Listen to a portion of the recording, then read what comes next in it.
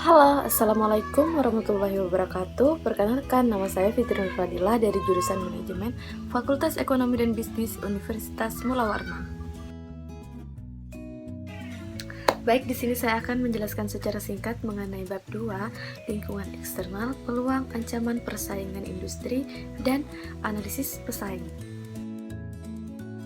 Baik, yang pertama ada lingkungan umum dan lingkungan industri. Yang pertama, lingkungan umum atau general environment mencakup elemen dalam masyarakat luas yang dapat mempengaruhi suatu industri dan perusahaan-perusahaan di dalamnya.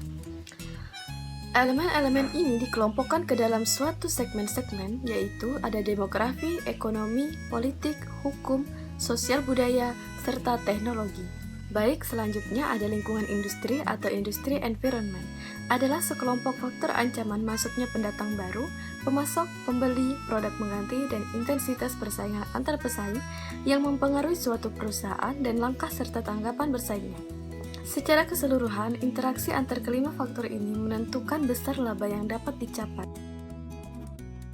Untuk menghadapi data lingkungan yang seringkali tidak jelas dan tidak lengkap, perusahaan dapat menempuh cara yang disebut dengan analisis lingkungan eksternal atau external environmental analysis. Tujuan penting dalam mempelajari lingkungan umum adalah untuk mengidentifikasi berbagai peluang dan ancaman. Yang pertama ada peluang, yaitu opportunity adalah kondisi-kondisi dalam lingkungan umum yang dapat membantu perusahaan dalam mencapai daya saing yang strategis. Yang kedua ada ancaman atau threat, adalah kondisi-kondisi dalam lingkungan umum yang dapat mengganggu usaha perusahaan dalam mencapai daya saing yang strategis. Ringkasnya, peluang adalah lingkungan eksternal yang mencerminkan kemungkinan, di mana ancaman adalah kendala potensial. Lanjut, beberapa dari komponen analisis eksternal yaitu ada 4. Yang pertama ada scanning, artinya mengidentifikasi petunjuk awal dari perubahan dan kecenderungan dari lingkungan. Yang kedua ada monitoring, mendeteksi arti melalui observasi terus-menerus atas perubahan dan kecenderungan lingkungan. Yang ketiga ada forecasting, mengembangkan proyeksi atas hasil yang diantisipasi berdasarkan perubahan dan kecenderungan yang akan dimonitoring. Dan yang keempat ada assessing, menentukan waktu dan pentingnya perubahan dan kecenderungan lingkungan untuk strategis perusahaan dan manajemennya.